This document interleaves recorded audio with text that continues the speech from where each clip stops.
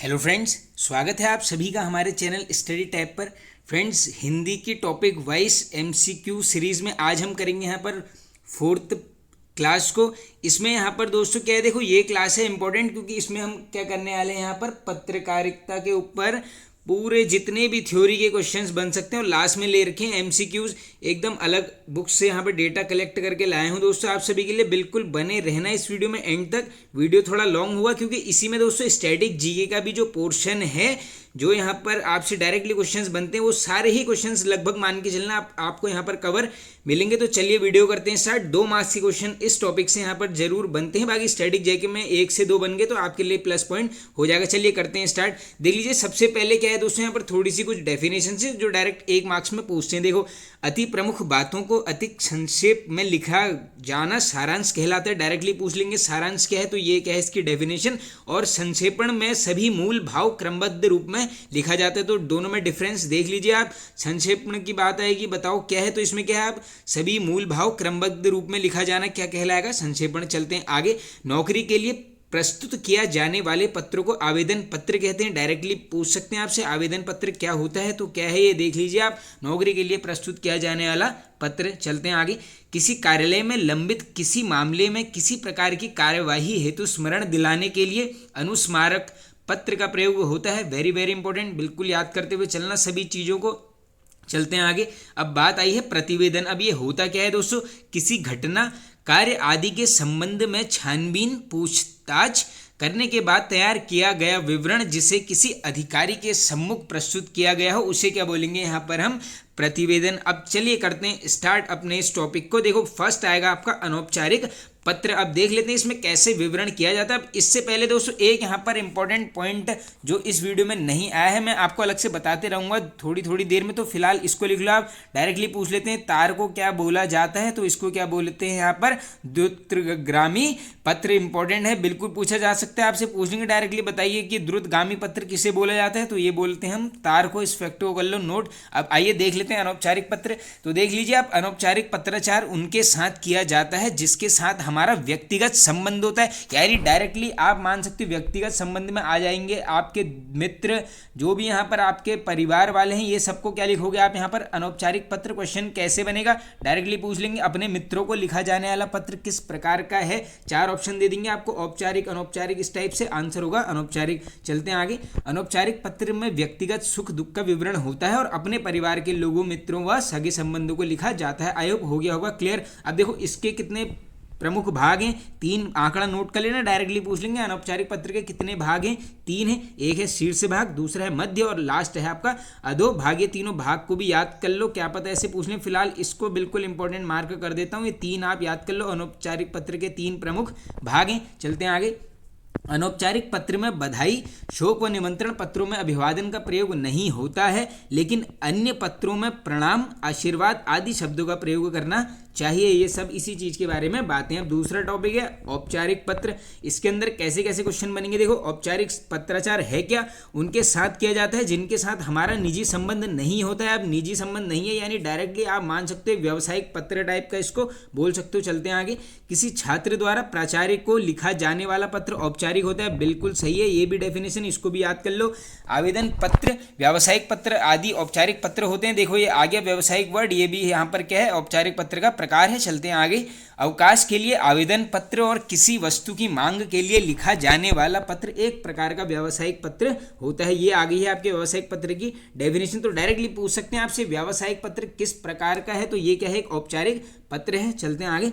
जन समस्याओं के लिए लिखा जाने वाला शिकायती पत्र एक प्रकार का औपचारिक पत्र होता है। ये भी इंपॉर्टेंट है, देख लीजिए। जन समस्याएं किस पत्र के अंदर आएंगी, ये आएंगी आपकी औपचारिक, बिल्कुल इंपॉर्टेंट चीजें हैं। चलते हैं आगे। अब है यहाँ पर सरकारी पत्र, यहाँ से बनते हैं क्वेश्चंस क्योंकि इसमें इसका पूछा जाता है नमूना। तो देखो नमूना भी मैं आपके लिए यहाँ पर लेके आया हूँ, पहले इसकी थोड़ी सी थ्योरी पार्ट देख लेते हैं। सरकारी पत्र या शासकीय पत्र सरकार के कामकाज से संबंधित होता है, बिल्कुल नाम से स्पष्ट है, जिसका प्रयोग सरकारी विभागों व कार्यालयों द्वारा किया जाता है। सेकंड पॉइंट है, सरकारी पत्र का प्रयोग केंद्र सरकार व राज्य सरकार के बीच, एक राज्य सरकार से दूसरी राज्य सरकार के बीच, किसी देश की सरकार और अन्य देशों की सरकारों के बीच, एक लिंक टाइप इसको आप मान सकते हैं। इसके अलावा सरकारी कामकाजों के लिए सर्वाधिक मात्रा में प्रयोग सरकारी पत्र होता है, नाम से ही स्पष्ट है। आगे चलते हैं। सरकारी पत्र औपचारिक पत्र होता है, बिल्कुल होगा, अभी हमने देख लिया। जिसमें निजी संबंध हमारे नहीं है वो क्या है, औपचारिक पत्र, क्योंकि यह पत्र उनको प्रेषित होता है जिनसे निजी संबंध नहीं होते। तो डायरेक्टली ये फैक्ट को नोट कर लेना बिल्कुल आप। सरकारी पत्र किसका एक एग्जाम्पल है मान सकते हो, ये है आपका एक औपचारिक पत्र का। ऐसे क्वेश्चंस बनता है। चलते हैं आगे। सरकारी पत्र में हमेशा अन्य पुरुष शैली का प्रयोग होता है। वेरी वेरी इंपॉर्टेंट पॉइंट, बिल्कुल याद कर लेना इस पॉइंट को। सरकारी पत्र में सबसे ऊपर पत्र संख्या लिखी जाती है। अब आप सभी को ध्यान होगा, क्वेश्चन बनते हैं डायरेक्टली पूछ लेंगे आपसे कि सरकारी पत्र में सबसे ऊपर क्या लिखा जाता है, तो 4 ऑप्शन दे देंगे। ये है आपकी यहाँ पर पत्र संख्या। चलते हैं आगे। सरकारी पत्र के ऊपर बाईं ओर प्रेषक का नाम पदनाम होता है। ये सभी अभी देखो, आप एक काम करते हैं, नमूना ही देख लेते हैं। तो देख लीजिए आप, सबसे पहले पत्र संख्या लेफ्ट साइड में होगी, टॉप में दिनांक डेट की बात करोगे, राइट साइड टॉप में। ये दोनों चीज़ें नोट कर लो। आप पूछ लेंगे आपसे कि सरकारी पत्र में दिनांक कहाँ पर लिखते हैं, तो ये क्या है, कहाँ पे लिखते हैं हम, दाईं तरफ सबसे ऊपर। इसके अलावा देखो कैसे कैसे आएगा, प्रेषक लिखोगे, उसके बाद नाम, पदनाम, पता, सेवा में, फिर पदनाम और विषय, उसके बाद महोदय करके करोगे यहाँ पर संबोधन। उसके बाद देखो ये एक नमूना है छोटा सा, आप इस चीज़ को देख लीजिए। बाकी भवदीय नाम और पदनाम ये आएगा आपका राइट हैंड साइड में। बाकी ये संलग्न 1 और 2 ये जो भी है, ये इसको आप ऐसे ही पूरे नमूने को नोट कर लो। देखो मैं इसको छोटा करता हूँ, आप ले लो इसका स्क्रीनशॉट, आपके लिए काफ़ी काम ये आने वाला है। देख लो, 2 से 3 क्वेश्चन इसी के अंदर बन रहे हैं, आप ले लो इसका स्क्रीनशॉट। चलते हैं आगे। सरकारी पत्र व अर्ध सरकारी पत्र में अंतर, अब आइए देख लेते हैं क्या इसमें अंतर है। सरकारी पत्र एक कार्यालय से दूसरे कार्यालय को लिखा जाता है, जबकि अर्ध सरकारी पत्र एक अधिकारी से दूसरे अधिकारी को लिखा जाता है। तो देखो सरकारी पत्र में क्या हो जा रहा है, ओवरऑल पूरा कार्य, जो भी कार्यालय है पूरा कार्यालय ही इंक्लूड कर दिया जा रहा है। और जो अर्ध सरकारी है इसमें क्या हो रहा है, अधिकारी, यानी मान लीजिए कोई भी एक कार्यालय है, उसके अंदर 2 बड़े अधिकारी हैं, वो एक दूसरे को जब पत्र लिखेंगे उसको क्या बोलोगे आप यहाँ पर, अर्ध सरकारी। लेकिन उसी प्रकार अगर पूरे कार्यालय को ही हमने संबोधन करना है, यानी मान लो एक कार्यालय में 50 लोग हैं, अब हमने उन पत्र लिखना है, तो वो डायरेक्टली किसके अंदर आएगा, आपका सरकारी पत्र। अब सरकारी पत्र अन्य पुरुष शैली में, ये भी हमने ऊपर देख लिया, जबकि अर्ध सरकारी पत्र उत्तम और मध्य पुरुष शैली में लिखा जाता है। ये दोनों फैक्ट ने नोट, इस लाइन को कर लो बिल्कुल याद। चलते हैं आगे। अब अगला है दोस्तों अर्ध सरकारी पत्र यानी डेमी ऑफिशियल लेटर। अब देखो इसमें क्या है, अर्ध सरकारी पत्र क्या है, सरकारी पत्र का एक उपभेद होता है। अर्ध सरकारी पत्र एक अनौपचारिक होता है, बिल्कुल इंपॉर्टेंट फैक्ट है, इसको याद कर लो। सरकारी पत्र क्या है, औपचारिक, अर्ध सरकारी है अनौपचारिक, क्योंकि इसका संबंध व्यक्तिगत होता है। क्योंकि अभी हमने ऊपर चीज़ें रिलेट कर ली हैं डायरेक्टली कि अनौपचारिक में क्या है, जिसके साथ हमारा व्यक्तिगत संबंध है उसको क्या लिखोगे यहाँ पर आप, अनौपचारिक पत्र। अब देख लो इसका प्रयोग, यदि किसी आवश्यक कार्य हेतु संबंधित अधिकारी का ध्यान तुरंत दिलाना हो, सरकार के किसी आदेश पर परिपालन शीघ्रता से कराना हो, किसी विभाग से कोई जानकारी अविलंब प्राप्त करनी हो, तो इस केस में आप क्या लिखोगे यहाँ पर। ये सभी यहाँ पर फैक्ट ने किसके, अर्ध सरकारी पत्र के। अर्ध सरकारी पत्र संबंधित अधिकारी को व्यक्तिगत नाम से भेजे जाते हैं। अब देख लो इसमें प्रयोग कैसा होगा, संबोधन कैसे करोगे, प्रिय या फिर प्रियश्री, ये दोनों चीज़ों को भी नोट कर लो, ऐसे करके यहाँ पर संबोधन होता है। इसके अलावा अर्ध सरकारी पत्र में प्रेषक का नाम व पदनाम ऊपर बाईं ओर लिखा जाता है, ये फैक्ट नोट कर लो। अर्ध सरकारी पत्र में प्रेषक का नाम और पदनाम कहाँ पे लिखोगे आप, लेफ्ट हैंड साइड में लिखोगे टॉप में। और इसी में अगर प्रेषित का नाम पूछा जाएगा तो ये लिखोगे आप यहाँ पर बाईं ओर लिखा जाएगा नीचे, यानी यहाँ पर भी लेफ्ट। देखो दोनों बाईं चीज़ें हैं, एक है टॉप में और एक है यहाँ पर बॉटम में, दोनों लेफ्ट हैंड साइड ही, इसको बस इतना याद कर लो। अर्ध सरकारी पत्र में यहाँ पे जो फोकस है यहाँ पर लेफ्ट हैंड साइड आपका रहना चाहिए। चलते हैं आगे। अर्ध सरकारी पत्र के अभिनिवेदन में भवदीय का प्रयोग न होकर आपका सद्भावी का प्रयोग होता है, जो नीचे दाईं ओर होता है और उसके नीचे भेजने वाले के हस्ताक्षर होते हैं। तो डायरेक्टली पूछ लेंगे आपसे कि अनौपचारिक पत्र में यहाँ पर जो ये अर्ध सरकारी पत्र है ये क्या है, अनौपचारिक पत्र। इसी में अगर पूछ लेंगे आपसे कि यहाँ पर जो सिग्नेचर है भेजने वाले का कहाँ होगा, ये होगा आपका राइट साइड सबसे बॉटम में। चलते हैं आगे नेक्स्ट। अब है यहाँ पर टिप्पण, इससे आएगा बिल्कुल 1 से 2 नंबर के क्वेश्चन तो बनते ही हैं। देखो इस टॉपिक को अच्छे से कर लेते हैं। किसी विचाराधीन पत्र अथवा प्रकरण को निपटाने के लिए उस पर राय, मंतव्य अथवा निर्देश दिया जाने या फिर आदेश दिया जाना क्या कहलाएगा, उसका टिप्पण। और इसी प्रक्रिया को क्या बोलोगे, ओवरऑल ये हो जाएगी आपकी टिप्पणी। अब देख लो टिप्पण को अंग्रेजी में क्या बोलते हैं, नोटिंग। टिप्पण का अर्थ है मंतव्य देना होता है, ये फैक्ट कर लो नोट। अब चलते हैं, देखो इसके बिल्कुल इंपॉर्टेंट फैक्ट्स हैं। टिप्पण के 2 भाग होते हैं। कितने भाग होते हैं, ये होते हैं आपके 2। कौन कौन से हैं, टिप्पणी भाग व पत्राचार भाग दोनों को कर लो नोट। इसके अलावा देखो टिप्पणी का मुख्य उद्देश्य मामलों को यथाशीघ्र निपटाना है और टिप्पणी सदैव मानक नोट शीट पर लिखी जाती है। ये बिल्कुल इंपॉर्टेंट फैक्ट है, कहाँ पर लिखी जाती है? नोट शीट में बिल्कुल बनने के चांसेस हैं। आगे चलते हैं। टिप्पण लेखन की शैली सदैव सीधी व सरल होगी, ये तो नॉर्मल सी चीज़ है। और संरचना आकार की दृष्टि से टिप्पण 3 प्रकार की होती है। ये क्वेश्चन बिल्कुल बन सकता है, पूछ लेंगे आपसे। यहाँ पर संरचना या फिर आकार की दृष्टि से बताइए टिप्पण कितने प्रकार के हैं? ये हैं आपके 3 प्रकार के। चलते हैं आगे। प्रशासनिक या नियमित टिप्पणी, इसे प्रामाणिक टिप्पणी कहते हैं। दूसरा है आपका यहाँ पर पूर्ण टिप्पणी। ये 3 भाग हैं इसके। क्या होगा? 2 स्तर में लिखी जाएगी, एक अधिकारी स्तर पर, दूसरी सहायक स्तर पर। और जो तीसरा प्रकार है इसका, ये है आपकी आवृत्ति पर आधारित टिप्पणी, जो सहायक स्तर पर लिखी जाती है। आई होप बिल्कुल ये टिप्पण वाला टॉपिक क्लियर हो गया होगा। आप देखो इसकी थोड़ी सी विशेषताएं क्या हैं। टिप्पण में सर्वप्रथम संबंधित पत्र की संख्या व दिनांक लिखा जाता है। देखो पत्र की संख्या आएगी, उसके बाद आ जाएगी डेट। इसके अलावा समाप्ति कैसे होती है देख लो। जो कर्ता जो लिख रहा है वो क्या करेगा? बाईं ओर यानी लेफ्ट हैंड साइड अपना हस्ताक्षर करेगा और वहाँ पर दिनांक लिखेगा। टिप्पण में क्या करना है? लेफ्ट हैंड साइड क्या करना है? सिग्नेचर और डेट लिखनी है। चलते हैं आगे। टिप्पण निचले स्तर के अधिकारी से प्रारंभ होकर निर्णयकर्ता अधिकारी तक पहुंचाती है और उच्च अधिकारी के निर्णय के बाद फिर से निचले स्तर को अधिकारी तक पहुंचती है। देख लो ये नॉर्मल सी चीज़ें हैं। मान लो कोई यहाँ पर एक संस्था है, उसके अंदर क्या होते हैं? एक प्रेसिडेंट की पोस्ट है, फिर वाइस प्रेसिडेंट की, उसके नीचे क्या है? एम्प्लॉयज़। तो एम्प्लॉय क्या कर देगा? अपने उच्च अधिकारी को एक टिप्पण लिखेगा, वो उसको देखेगा, उसको ठीक लगेगा तो उसमें हस्ताक्षर करके उसको दोबारा नीचे पहुंचाएगा, यानी उसने उसके ऊपर आदेश अपने जारी कर दिए हैं। फिर वो जगह जगह यहाँ पर जो भी उसमें चीज़ें हैं उसका सोल्यूशन निकलेगा। चलते हैं आगे। टिप्पण की प्रक्रिया निम्न बातों पर निर्भर करती है। देख लीजिए कौन कौन सी बातें हैं। पूर्ववर्ती पत्रों का सारांश, विषय वस्तु का विवरण व विश्लेषण और कार्यवाही के लिए आवश्यक सुझाव और निर्णय। बिल्कुल ये टिप्पण वाला टॉपिक आई होप हो गया होगा कवर। चलते हैं अब आगे। अब देखो दोस्तों, अभी हम देख रहे हैं जो पत्र, इसमें एक क्वेश्चन ये भी बन सकता है कि बताओ जो पत्र के भेद हैं, पत्र के भेद पूछ लिया, कितने प्रकार के हैं ये मैं बताते रहूँगा आपको। बीच बीच में जो छूटा है ये हैं 3 प्रकार के। कौन कौन से हैं? एक है आपका यहाँ पर शासकीय, इसके अलावा दूसरा है आपका निजी, और तीसरा पूछेंगे ये हो जाएगा आपका व्यावसायिक। ये तीनों चीज़ों को आप नोट कर लेना। यहाँ पर 3 यहाँ पर भेद हैं किसके?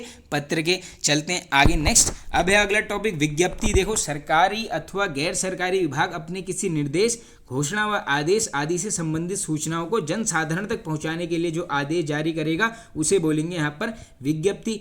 विज्ञप्ति समाचार पत्रों में प्रकाशित होती है, ये भी नोट कर लो। और प्रेस विज्ञप्ति में प्रेषिती का नाम व पदनाम नीचे दाईं ओर होता है और विज्ञप्ति में प्रेषक का उल्लेख नहीं होता है। क्वेश्चन पूछ लेंगे, बताइए विज्ञप्ति में क्या यहाँ पर डायरेक्टली पूछ लेंगे प्रेषक का उल्लेख होता है, तो आप आंसर करोगे नहीं होता है। और विज्ञप्ति को अंग्रेजी में बोलते हैं नोटिफिकेशन। जैसे आप देखते रहते हो, पूछते हो ना, फॉरेस्ट गार्ड का नोटिफिकेशन आ गया, आरओ का नोटिफिकेशन आ गया, कोई भी विज्ञप्ति है उसका नोटिफिकेशन, तो यही है वो चीज़ें। आगे चलते हैं। अब नेक्स्ट है हमारा यहाँ पर प्रारूपण। इसमें देख लीजिए आप, प्रारूपण को मसौदा लेखन, प्रारूप लेखन व आलेखन भी बोला जाता है। और अंग्रेजी में क्या बोलेंगे इसको हम यहाँ पर? ड्राफ्टिंग। बिल्कुल बन सकता है क्वेश्चन ये भी। चलते हैं आगे। सरकारी पत्रों के लेखन का एक विशेष तरीका होता है जिसे प्रारूप कहा जाता है, अतः सरकारी पत्र एक विशेष प्रारूप में ही लिखे जाते हैं। सुविधा की दृष्टि से प्रारूपण 2 वर्गों में विभाजित किया जाता है। तो देख लीजिए, एक है यहाँ पर प्रारंभिक प्रारूपण, दूसरा है आपका उच्चतर प्रारूपण। अब देख लीजिए प्रारंभिक प्रारूपण के अंदर क्या आएगा? सरकारी पत्र, कार्यालय आदेश, आवेदन पत्र, ये सभी किसके एग्जाम्पल्स हैं? प्रारंभिक प्रारूपण। और इसी प्रकार अगर उच्चतर प्रारूपण में देखोगे आप, ये आएगी आपकी प्रेस विज्ञप्ति, अधिसूचना व कार्यालय ज्ञाप आदि, ये सब किसके अंदर आएंगे? आपके उच्चतर प्रारूपण। अब चलते हैं आगे। अन्य पत्राचार संबंधित पत्र, अब इसको देखते हैं। परिपत्र के माध्यम से एक साथ ही सभी संबंधित कार्यालयों को किसी सूचना, आदेश आदि से अवगत कराया जाता है। किसके माध्यम से? ये है आपका परिपत्र के माध्यम से। अब इसके अलावा नेक्स्ट पॉइंट है यहाँ पर, सभी राज्य सरकारों को भेजा जाने वाला पत्र परिपत्र होता है। ये डायरेक्टली परिपत्र की डेफिनेशन तो उत्तराखंड में 2 से 3 बार आ ही चुकी है। चलते हैं आगे। सरकार द्वारा अधीनस्थ अधिकारियों को जो पत्र भेजे जाते हैं उनको शासन आदेश कहा जाता है, ये भी देख लीजिए। इसके अलावा अधिसूचना सरकारी गजट में प्रकाशित होती है, ये फैक्ट भी नोट कर लो। और संक्षेपण मूल पाठ का 1/3 लिखना चाहिए, ये इंपॉर्टेंट फैक्ट है, ये क्या पता आपके लिए पूछा जा सकता है, इस लाइन को कर लेना नोट। चलते हैं आगे नेक्स्ट। अब नेक्स्ट है दोस्तों हिंदी कंप्यूटिंग। इसके अंदर देखो कैसे कैसे क्वेश्चंस बनेंगे। हिंदी में कंप्यूटर को संगणक कहा जाता है, पूछ सकते हैं बिल्कुल 1 मार्क्स में। कंप्यूटर के अक्षरों को लिखने की अलग अलग शैलियों को फॉन्ट या टाइपफेस कहा जाता है। ये तो है नॉर्मल चीज़। इसके अलावा हिंदी फॉन्ट के 2 प्रकार हैं। कितने प्रकार हैं? 2। कौन कौन से? यूनिकोड फॉन्ट और दूसरा है नॉन यूनिकोड फॉन्ट। चलते हैं आगे। वर्तमान में कंप्यूटर पर तमाम कार्य यूनिकोड फॉन्ट के माध्यम से होता है। पूछ सकते हैं आपसे बिल्कुल कौन सा फॉन्ट यूज़ होता है? ये है आपका यूनिकोड। चलते हैं आगे। कुछ यूनिकोड हिंदी फॉन्ट देख लीजिए। मंगल फॉन्ट, ये जो आप ये टाइपिंग वगैरह करते हैं, ये उसी चीज़ के बारे में बात की जा रही है। अपराजिता व कोकिला, ये सब किसके अंदर हैं? कुछ यूनिकोड इस समय फॉन्ट जो यहाँ पर चल रहे हैं। इसके अलावा नॉन यूनिकोड फॉन्ट देख लो। पुरानी 8 बिट मानकों के अनुसार बने थे, जिसे कृतिदेव व चाणक्य फॉन्ट, ये देखो कृतिदेव, ये सब ये जो टाइपिंग करते हैं हिंदी, ये इसी फॉन्ट में करते हैं। आगे चलते हैं। कंप्यूटर में वर्ड डॉक्यूमेंट फाइल में पेज के आकार व बैकग्राउंड आदि में बदलाव करने के लिए पेज लेआउट का प्रयोग होता है। अब देखो यहाँ पर क्या हो गया, कंप्यूटर के क्वेश्चन भी कवर हो गए। इसके अलावा पेज मेकर अडोबी द्वारा विकसित पेज लेआउट सॉफ्टवेयर होता है, ये भी फैक्ट को कर लेना नोट। चलते हैं आगे। अब है यहाँ पर जनसंचार, बिल्कुल इंपॉर्टेंट टॉपिक है, आराम से देखते हुए चलते हैं। जब कोई जीव अपने हाव भाव संकेतों को वाणी के माध्यम से सूचनाओं का आदान प्रदान करता है, उसे क्या बोलेंगे? संचार। जनसंचार को अंग्रेजी में मास कम्युनिकेशन बोला जाता है। चलते हैं आगे। वर्तमान में संचार माध्यम के लिए मीडिया शब्द का प्रयोग हो रहा है। देखो इसके अंतर्गत आ जाएगा अखबार, रेडियो, टेलीविजन, फ़ोन, इंटरनेट, ये सब क्या है। अब देखो सिंपल सा, मान लो मैंने कुछ अपना एडवर्टीजमेंट करना है तो मैं किस में दे दूंगा? अखबार में दे दूंगा, टीवी में दे दूंगा, या फिर इंटरनेट के माध्यम से। देखो अब सोशल मीडिया डिवाइसेज जो भी हैं यहाँ पर, फेसबुक हो गया, इंस्टाग्राम हो गया, जो भी ये यहाँ पर हम सोशल नेटवर्किंग साइट्स हैं, यहाँ पर जो भी चीज़ हम डालते हैं वो किसके अंतर्गत आएंगे? आपके जनसंचार के सब माध्यम। इसके अलावा देखो 3 वर्गों में इसको बांटा गया है। कौन कौन से? मुद्रित माध्यम, श्रव्य माध्यम और दृश्य माध्यम। अब चलते हैं आगे, इनको समझते हैं। अखबार व पत्रिकाएं मुद्रित माध्यम के अंतर्गत आती हैं, फैक्टो कर लो नोट। इसके अलावा मुद्रित माध्यम की विशेषता यह है कि उसमें स्थायित्व होता है। ये वर्ड नोट कर लो, स्थायित्व किसमें होता है? मुद्रित माध्यम में। चलते हैं आगे। पत्रकारिता को लोकतंत्र का चौथा स्तंभ माना जाता है, ये तो सबको पता होगा। रेडियो एक श्रव्य माध्यम है। डायरेक्टली पूछ लेंगे, बताइए इसमें से श्रव्य माध्यम का उदाहरण, ये क्या हो जाएगा? रेडियो। इसमें क्या होता है? सूचना को केवल सुना जाता है, टेप रिकॉर्ड कर सकते हो लेकिन देख नहीं सकते हो, ये क्या हो जाएगा आपका? श्रव्य माध्यम के अंतर्गत। इसके अलावा टेलीविजन क्या है? दृश्य श्रव्य माध्यम के अंतर्गत है, बोल भी सकते हो, यहाँ पे विजुअलाइजेशन और वीडियो भी देख सकते हो, ये किसके अंदर आएगा? टेलीविजन। इसके अलावा देखो इंटरनेट और मोबाइल क्या है? मुद्रित दृश्य श्रव्य माध्यमों का मिला जुला रूप है। इसमें ऑडियो भी डाल सकते हो सिंपल, और यहाँ पर वीडियो भी डाल सकते हो, ये चीज़ें सबको पता है। और ईमेल क्या है आपका? आधुनिक दृश्य माध्यम के अंतर्गत आता है, ये हिंदी में रहता है, बिल्कुल रिपीट, ये याद कर लेना आप इसको। चलते हैं आगे। किसी माध्यम से सूचना को इनकोडिंग करके भेजा जाता है और प्राप्तकर्ता सूचना को डिकोडिंग करके समझता है। अब देखो कभी कभी क्या होता है, यहाँ पर मान लो ये है क्या ये चीज़, इनकोडिंग, डिकोडिंग, ये सभी यहाँ पर कंप्यूटर के भी शब्द मान सकते हैं। अभी डिकोडिंग की जाती है, शब्दों को खोला जाता है, समझा जाता है, वही चीज़ें ये सब हैं। आगे चलते हैं। संदेश को भेजने वाले को सेंडर व प्राप्त करने वाले को रिसीवर होता है, ये तो ईजी चीज़ें। श्रव्य संदेश ध्वनि तरंगों के माध्यम से तथा दृश्य संदेश प्रकाश तरंगों के माध्यम से रिसीवर तक पहुँचता है, ये भी फैक्ट सभी इंपॉर्टेंट हैं। चलते हैं आगे। संचार प्रक्रिया के बीच में कई बाधाएं आती हैं। आप देख लो क्या क्या बोला जाता है इनको। शोर और नॉइस क्या है? ये क्या है? संचार के बीच में जो भी यहाँ पर बाधाएं आएंगी उसे बोलेंगे शोर या फिर नॉइस। जब आप अकेले होते हैं और कुछ योजना बना रहे होते हैं या किसी को याद कर रहे होते हैं तो इस संचार प्रक्रिया में संचारक व प्राप्तकर्ता एक ही व्यक्ति होता है। इसे क्या बोलोगे आप? अंतर्वैयक्तिक या फिर इंट्रापर्सनल संचार बोला जाता है। ये देखो ये चीज़ें आप क्या करोगे, डायरेक्टली जो वर्ड्स हैं उनसे पकड़ के इस आप खुद ही डेफिनेशन बना सकते हैं। अब देखो आगे चलते हैं। जब 2 व्यक्ति आमने सामने संचार करते हैं तो इसे क्या बोलेंगे हम? अंतर्वैयक्तिक या फिर इंटरपर्सनल संचार बोला जाता है। चलते हैं आगे। जनसंचार माध्यमों में दर्शकों, श्रोताओं व पाठकों के सामूहिक रूप को एक शब्द में ऑडियंस बोला जाता है। और टेलीविज़न चैनलों की आवृत्ति देख लीजिए आप, ये है आपकी 30 से यहाँ पर 300 मेगाहर्ट्ज़, जबकि एफएम रेडियो की कितनी है? 87.5 से 108 मेगाहर्ट्ज़। ये दोनों नोट कर लो, आंकड़े डायरेक्टली पूछ लेंगे आपसे।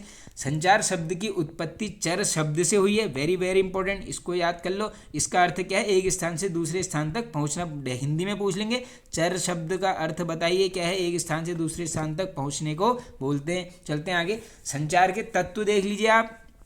स्रोत, संदेश जिसे इनकोडिंग बोलते हैं, माध्यम या चैनल, रिसीवर, डिकोडिंग या फिर फीडबैक। अब देखो ये संदेश वाहक को क्या बोलोगे? इनकोडर, और जो उसको रिसीव कर रहा है उसको क्या बोलोगे? वो करेगा यहाँ पर चीज़ों को डिकोड। चलते हैं आगे। डिकोडिंग के माध्यम से रिसीवर प्राप्त संदेश को समझने की कोशिश करता है, और संदेश प्राप्त करने के बाद प्राप्तकर्ता की प्रक्रिया को क्या बोलोगे, फीडबैक। बिल्कुल ईजी चीज़ें हैं, ये चीज़ें तो बिल्कुल बताने वाली है नहीं, ये इसीलिए ले ली गई हैं, बिल्कुल आपको एकदम चीज़ें क्लियर हो जाएंगी। और संचार प्रक्रिया में संचार के स्थानांतरण में आने वाले बाधाओं को शोर या नॉइस कहते हैं। अब देखते हैं हम इसका इतिहास। अब यहाँ से क्या होगा, आपकी स्टैटिक जीके भी हो जाएगी कवर।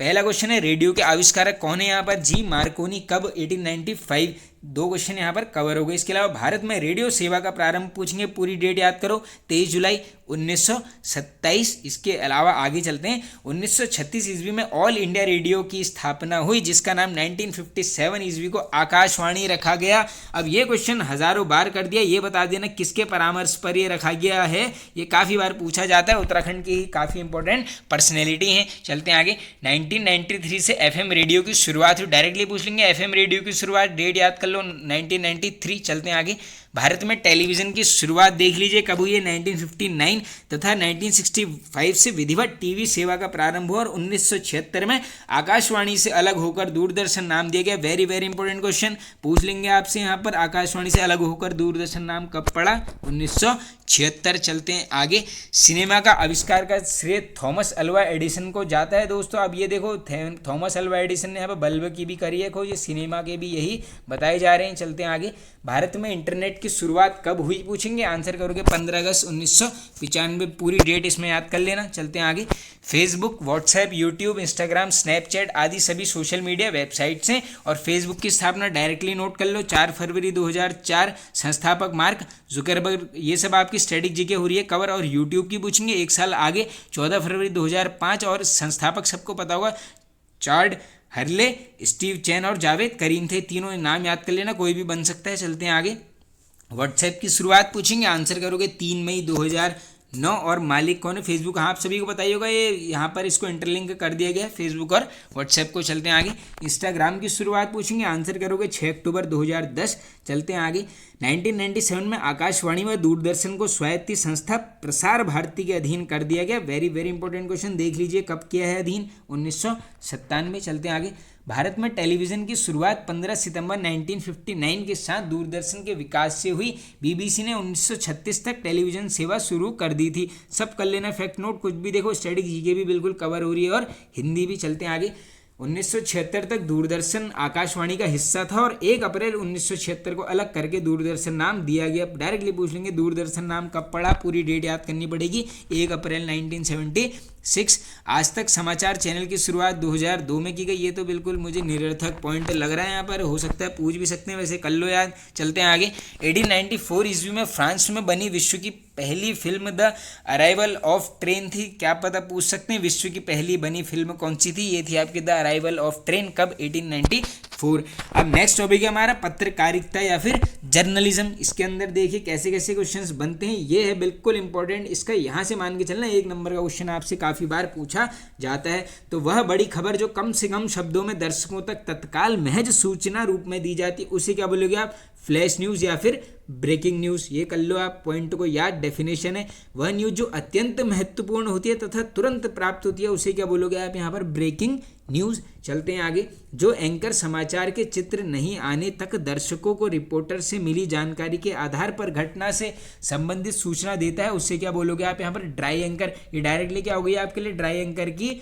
डेफिनेशन। इसके अलावा जो पत्रकारिता इंटरनेट के जरिए की जाती है, उससे क्या बोलोगे आप, वेब पत्रकारिता। इसके अलावा वह पत्रकारिता जो भ्रष्टाचार, अनियमितता, गड़बड़ी का उजागर करती हो, उसे बोला जाता है यहाँ पर खोज परख पत्रकारिता। ये सब यहाँ पर इंपॉर्टेंट आने वाले हैं क्वेश्चंस। चलते हैं आगे, एडवोकेसी पत्रकारिता में वे समाचार संगठन आते हैं जो किसी विचारधारा या किसी खास मुद्दे को जोर शोर से उठाते हैं। ये हो जाएगी आपकी किसके अंदर, एडवोकेसी पत्रकारिता के अंदर। चलते हैं आगे, ऐसा पत्रकार जो किसी विशेष अखबार में न बंद कर भुगतान के आधार पर अलग अलग अखबारों के लिए लिखता है, उसे क्या बोलोगे आप, स्वतंत्र पत्रकार। इसी अलावा देखो, पत्रकारिता में खबरों के प्रकार को बीट बोला जाता है। इजी चीज़ें हैं, जिससे राजनीतिक, आर्थिक, खेल, फिल्म आदि ये सब आ जाएंगे यहाँ पर इसके एग्जाम्पल।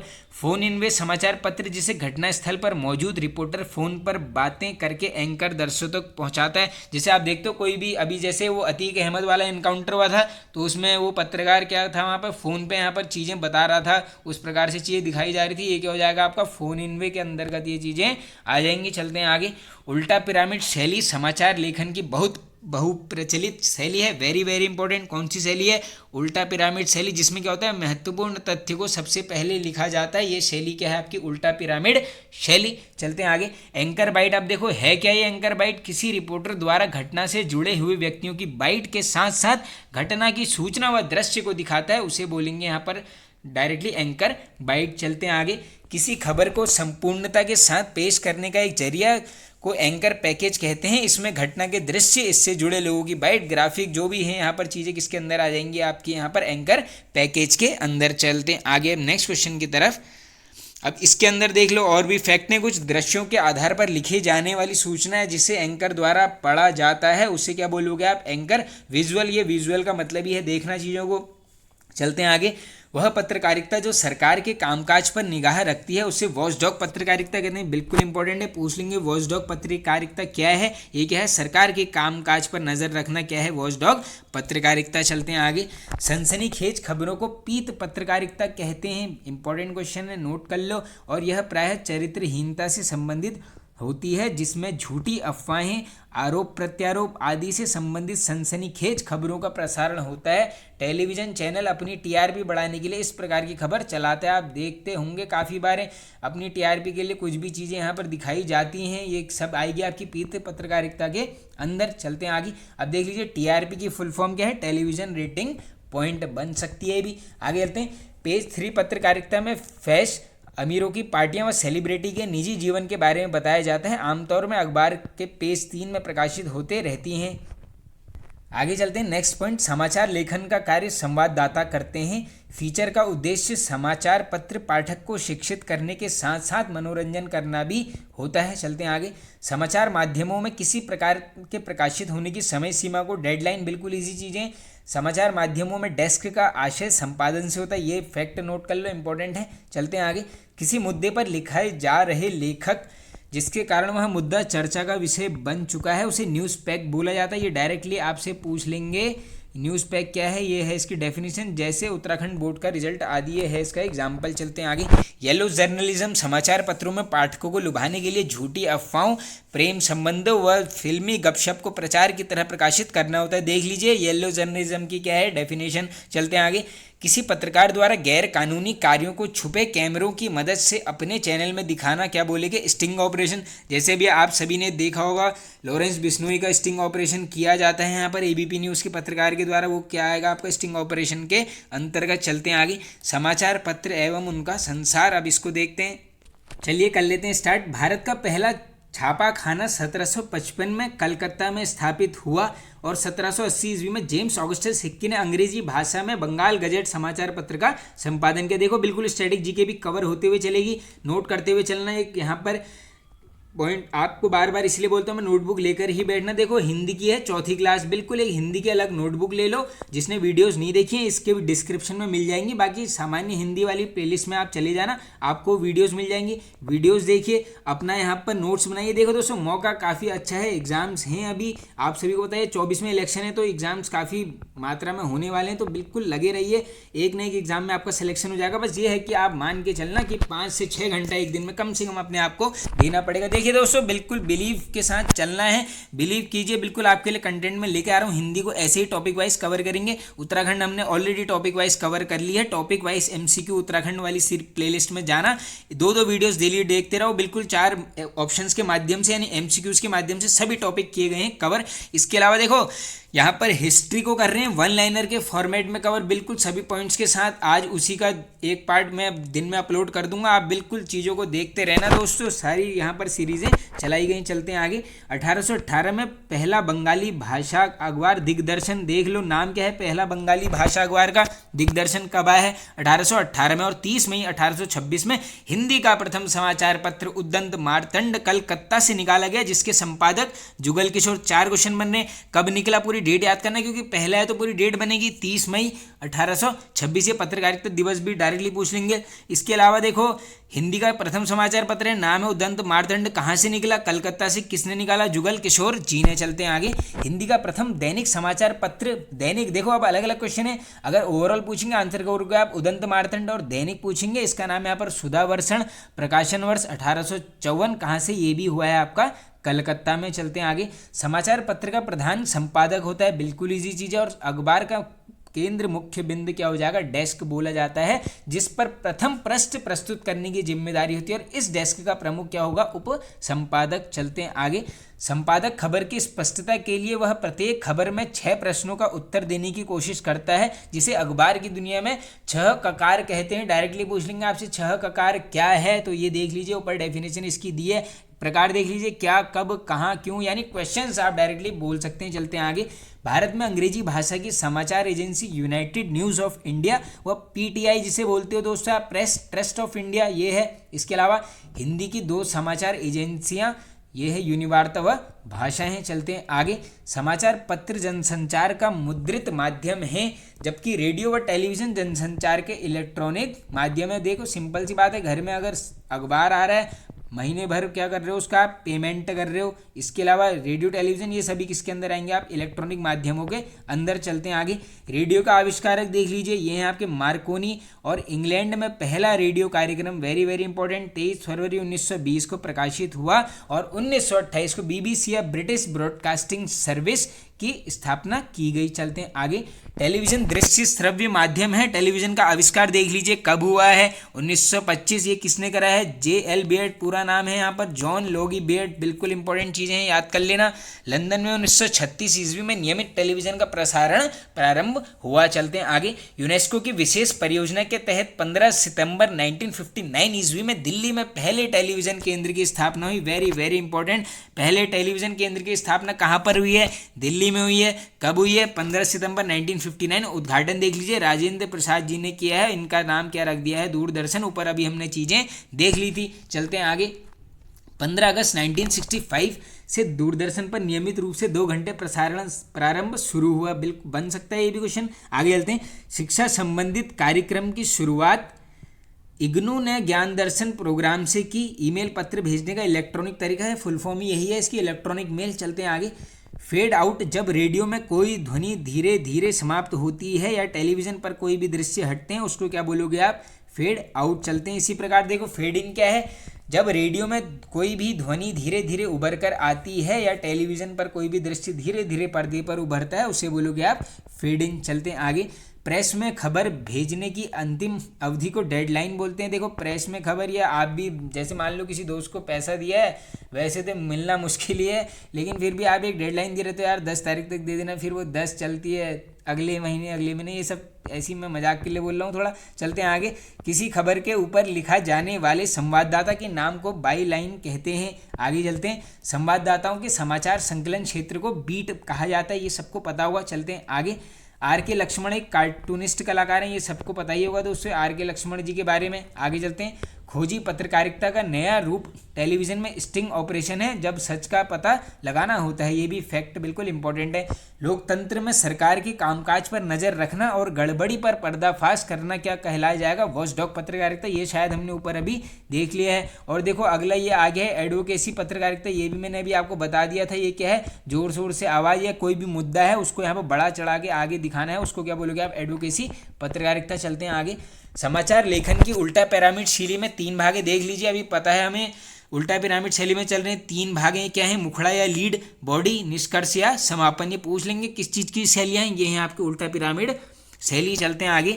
समाचार स्रोत 3 श्रेणियों में विभक्त है, एक है आपके प्रत्याशित स्रोत, दूसरा है अप्रत्याशित स्रोत और तीसरा है पूर्वानुमित स्रोत। चलते हैं आगे। ट्विटर ब्लॉग एवं माइक्रो ब्लॉग का उदाहरण फेसबुक सामाजिक नेटवर्किंग साइट है, और यूट्यूब सामग्री समुदाय का उदाहरण देखते होंगे आप, बिल्कुल यूट्यूब में आपको सभी चीज़ें यहाँ पर मिल जाती हैं देखने को। चलते हैं आगे। वेब पत्रकारिता के तहत प्रिंट व ब्रॉडकास्टिंग मीडिया का मिला जुला रूप है। इसके तहत समाचार टेक्स्ट, ऑडियो, वीडियो आदि के रूप में मिलते हैं। वेब पत्रकारिता का उदाहरण क्या है? विकिलीक्स है। चलते हैं आगे। सर्वप्रथम चेन्नई से निकलने वाला द हिंदू समाचार पत्र कहाँ से निकला? चेन्नई से। 1995 में अपना ई संस्करण निकाला है। और दैनिक जागरण का प्रसारण देख लीजिए 1942 कहाँ से? कानपुर। और अमर उजाला का प्रकाशन 48 कहाँ से? आगरा से। चलते हैं आगे। सूचना का एक हिस्सा जो समाचार बन सकता है उसे क्या बोलोगे आप? टीप या फिर लीड। चलते हैं अब आगे। प्रथम प्रेस आयोग का गठन बिल्कुल इंपॉर्टेंट फैक्ट है। हिंदी प्लस स्टैटिक जी के कब हुआ? 1953 2 बार हुआ है। दूसरा कब हुआ है? 1978 में। चलते हैं आगे। भारतीय प्रेस परिषद की स्थापना कब हुई है? पूरी डेट नोट करनी पड़ेगी। 4 जुलाई 1966। चलते हैं आगे। टेलीविजन चैनलों द्वारा जनमत सर्वेक्षण के लिए किया जाने वाला पोल चुनाव परिणाम से पहले आप सभी देखते होंगे एग्जिट पोल आते हैं। लोग आधार होता है कौन? लोग, जो वहाँ की जनता जो वोट करती है वो अपने अपने राय देते रहते हैं, तो वो क्या हो जाएगा आपका एक प्रकार का एग्जिट पोल। आगे चलते हैं। भारतीय समाचार पत्र संघ या INS। लेकिन एक क्वेश्चन देखो दोस्तों, इस पॉइंट से पहले मैं आपको बता दूं, एग्जिट पोल अगर पूछ लेंगे क्या एग्जिट पोल सटीक आंकड़े देता है? सटीक के केस में क्या करोगे? नहीं देता है। क्यों? यह है जनमत के आधार पर ये चीज़ें यहाँ पर की जाती हैं। चलते हैं आगे। INS की स्थापना 1939 में हुई, जिसका मुख्यालय दिल्ली में। देख लीजिए, डायरेक्टली पूछ लेंगे। 1939 मुख्यालय दिल्ली। चलते हैं आगे। अमेरिका वर्ल्ड ट्रेड सेंटर की घटना 11 सितंबर 2001 में हुई थी। सभी को पता होगा वर्ल्ड ट्रेड सेंटर को उड़ा दिया जाता है। आगे चलते हैं।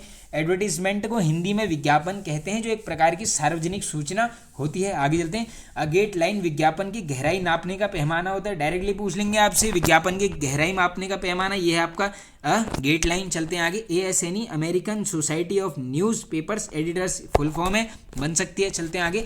पत्रकारिता शब्दावली में विज्ञापन को बिल बोलते हैं। वेरी वेरी इंपॉर्टेंट, पूछा जा सकता है बिल्कुल आपसे। चलते हैं आगे। बॉल्टर जो अपराध व हिरासत में लिए व्यक्तियों का विवरण पुलिस थानों से समाचार दाताओं को उपलब्ध होता है, ये क्या बोला जाएगा? इसको यहाँ पर ब्लॉटर। चलते हैं आगे। समाचार को काट छांट कर छोटा करने का निर्देश बॉयल कहलाता है। देख लो, ये डायरेक्टली पूछ लेंगे आपसे, एक एक मार्क्स में इसको नोट कर लो। आगे देखते हैं। बुलडॉग समाचार पत्र का प्रथम संस्करण होता है। देखो, प्रथम संस्करण है तो बुलडॉग यानी बड़ा चढ़ा के, ये कुछ भी मान सकते हो बड़ा सा। आगे चलते हैं। क्लिप किसी समाचार को आवश्यकता अनुसार छोटा करना, ये सिंपल चीज़ें। और डेस्कमैन क्या है? उप संपादक के लिए कहा जाता है। चलते हैं आगे। डोप या सुराग सूचना या जो अफवाह या निजी या व्यक्तिगत सूत्र पर आधारित होती है। आगे चलते हैं। महात्मा गांधी ने पत्रकारिता का अर्थ सेवा करना कहा है। डायरेक्टली पूछ लेंगे पत्रकारिता का अर्थ सेवा करना किसने बोला है? महात्मा गांधी जी ने। चलते हैं आगे। अब देखो, यहाँ पर हो गया थ्योरी पोर्शन कंप्लीट। अब यहाँ से कुछ 15 से 20 MCQ कर लेते हैं कवर। आई होप थ्योरी वाला पार्ट आप सभी को समझ में आया होगा। देखो दोस्तों, आप सभी से रिक्वेस्ट है, चैनल को सपोर्ट कीजिए दोस्तों, वीडियोस अपने फ्रेंड सर्कल में शेयर किया कीजिए, बस इतनी ही आपसे रिक्वेस्ट है। बाकी मैं आपसे कुछ रिक्वेस्ट नहीं करता हूँ, सिर्फ और सिर्फ आप सभी का दोस्तों सपोर्ट चाहिए इस चैनल को आगे लेकर जाने में। करते हैं स्टार्ट। अपने मित्रों बंधुजनों को लिखने जाने वाले पत्र को किस प्रकार का माना जाता है? स्टार्टिंग में देख लिया, ये हो जाएगा आपका अनौपचारिक पत्र, यानी option number B will be correct answer. आगे चलते हैं। संपादक किसे कहते हैं? मुझे ध्यान है उत्तराखंड में ही ये क्वेश्चन बना है दोस्तों, ये क्या बोलोगे आप? त्रुटि रहित कर छापने योग्य बनने वाले को क्या बोलोगे आप? संपादक। Option number D. चलते हैं आगे। यूनिकोड फॉन्ट के फायदे क्या हैं? अभी हमने ऊपर देख लिया था दोस्तों, इसके फायदे देखो। मानक कुंजी पटल में टंकण, करेक्ट। सभी अद्यतन प्रचालन प्रणालियों में पठनीय, करेक्ट। और ऑनलाइन व ऑफलाइन के लिए प्रयोग में सुविधा, ये भी बिल्कुल हो जाएगा करेक्ट, यानी उपयोग सभी। Option number D correct. चलते हैं आगे। संचार में शोर का मतलब क्या है? देख लीजिए, अभी डिस्कस किया है। शोर और नॉइज क्या है यहाँ पर? संचार प्रक्रिया में प्रयोग किया जाने वाला कूट, यानी बाधा, आप एक प्रकार की इसको बोल सकते हैं, यानी आप ऑप्शन नंबर करेक्ट होगा आपका डी, संचार प्रक्रिया में बाधा। चलते हैं आगे। टिप्पण का मुख्य उद्देश्य क्या है? तो देख लीजिए, ऊपर देख लिया हमने। टिप्पण क्या है? मामलों को नियमानुसार निपटाना, क्या बोला जाएगा यहाँ पर? टिप्पण। Option number B correct. चलते हैं आगे। जो पत्र सरकारी विभागों, संबद्ध अधीनस्थ और स्थायत्त शासी निकायों, विदेशी सरकारों, राज्य सरकारों, स्वैच्छिक संस्थाओं अथवा व्यक्तियों को लिखा जाता है, उसे क्या बोलोगे आप? ये बोलेंगे आप यहाँ पर सरकारी पत्र। चलते हैं आगे। और अर्ध सरकारी पत्र हमने देख लिया था। मान लो कोई भी एक संस्था है, उसमें जो अधिकारी हैं वो जो आपस में लिखेंगे उसको बोलोगे आप अर्ध सरकारी पत्र। चलते हैं आगे। समाचार लेखन की सबसे प्रचलित, प्रभावी और लोकप्रिय शैली है, जो प्रचलित है, उल्टा पिरामिड शैली। देख लीजिए, थ्योरी पढ़ने का यही फायदा है, अब आपको खुद से ही यहाँ पर आंसर्स इसके पता चल रहे हैं। तो ऐसे ही दोस्तों यहाँ पर सिलेबस कंप्लीट करेंगे, आपका चाहिए सपोर्ट। चलते हैं आगे। अर्ध सरकारी पत्र के प्रारूप में प्रेषक का नाम एवं पदनाम होता है। देख लीजिए, अर्ध सरकारी का क्वेश्चन पूछा गया है, डिस्कस किया हुआ था काफ़ी बार। बाईं ओर शीर्ष पर यानी लेफ्ट हैंड साइड लिखोगे आप, टॉप में बिल्कुल। चलते हैं आगे चलते हैं। ईमेल किस जनसंचार माध्यम के अंतर्गत आता है? तो ये आ जाएगा आपका यहाँ पर श्रव्य माध्यम, यानी ऑप्शन नंबर ए होगा आपका। नहीं दोस्तों, श्रव्य नहीं होगा, ये होगा आपका आधुनिक दृश्य माध्यम, ये आएगा आपका ऑप्शन नंबर डी। बाकी मुद्रण वाला देख लिया हमने, समाचार पत्र घर में आ रहा है तो पैसा देना पड़ता है, ये हो जाएगा आपका मुद्रण। चलते हैं आगे। पासपोर्ट को हिंदी में बोलते हैं, ये पूछा गया था फॉरेस्ट गार्ड के एग्जाम में, अभी नहीं जो पहले हुआ था एक बार। इसका करेक्ट आंसर नोट कर लीजिए, पारपत्र। चलते हैं आगे। किसी भी विचाराधीन पत्र अथवा प्रकरण को निपटाने के लिए उस पर राय, मंतव्य अथवा आदेश निर्देश दिया जाने को क्या बोलते हैं? तो ये बोला जाता है आपका टिप्पण, ऑप्शन नंबर बी। चलते हैं आगे। एंकर बाइट को बोला जाता है, तो क्या बोलोगे आप? एंकर द्वारा किसी समाचार की पुष्टि हेतु वीडियो या कथन दिखाने को बोलोगे आप एंकर बाइट। चलते हैं आगे। किसी मुद्दे पर लेख लिखने में उस ताजी घटना का उल्लेख करना जिसके कारण वह मुद्दा चर्चा में आया है, इसको क्या बोलोगे? इसको बोलोगे आप न्यूज़ पैक। ये हमने सब डिस्कस कर लिया है। चलते हैं आगे। बैठक में उपस्थित व्यक्तियों के पदानुसार नाम, उनकी राय का पूरा विवरण सहित कार्य सूची में रेखांकित कार्यों पर हुए विचार विमर्श का संक्षिप्त विवरण क्या कहलाता है? तो ये कहलाएगा आपका ऑप्शन नंबर 1 कार्य व्रत। इंपॉर्टेंट है, बन सकता है। और ये है आज का लास्ट क्वेश्चन, प्रारूप लेखन का अर्थ क्या है? तो इसका आंसर होगा आपका ऑप्शन नंबर बी, पत्र का कच्चा रूप तैयार करना कहलाएगा प्रारूप लेखन। तो देखिए दोस्तों, वीडियो होता है एंड। आई होप आप सबको पसंद आया होगा। दोस्तों पसंद आए तो एक लाइक कर दीजिए, कमेंट करके बताइए आपको वीडियो कैसा लगा। चैनल पर नहीं तो सब्सक्राइब कर लीजिए, बेल आइकन को जरूर प्रेस कर लेना। Okay friends, thank